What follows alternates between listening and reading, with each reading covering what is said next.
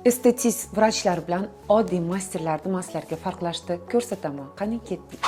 Estetist vrachlarda, ya'niki birinchi o'rinda diplomi bo'ladi, medobrazovaniyasi bo'ladi va xonalarida antigigienaga juda ham kuchli rioya qilishadi. Estetist vrachlar, ya'niki medobrazovaniyasi bor vrachlar hech qachon hech nimadan qo'rqmaydi, chunki anatomiya litsani zo'r biladi, teoriyani zo'r biladi.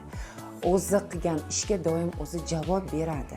Oddiy masterlar esa borib sertifikatlarni olgan masterlar o'zlarining ishlariga javob bera olmaydi, chunki olgan muolajasini, undan keyingi asoratlarini bilmaydi. Reklamaga qarab borgandan keyin o'zi xohlagan rezultatni olmagandan keyin bizdaqa vrach kosmetologlarning oldiga kelib to'g'irlatib ketishyapti.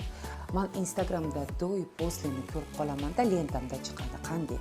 Butun yuzga, masalan, biorevitalizatsiyani oldi, mikropapulni qiladi-da, и как за какие-то 10 minut, ya'niki 10 daqiqadan so'ng после holatini qo'yishyapti.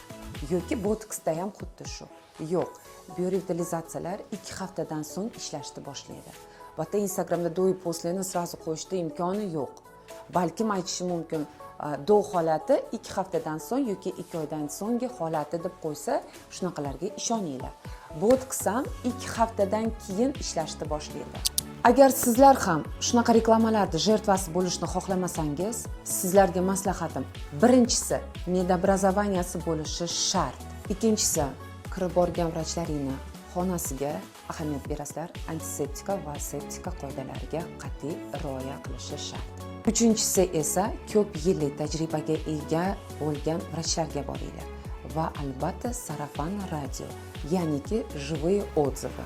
Agarda sizlarga bugungi bergan maslahatlarim foydali bo'lgan bo'lsa, bizni sahifamizga obuna bo'lib qo'ying va yana ham qiziqarli maslahatlar kutib qoling.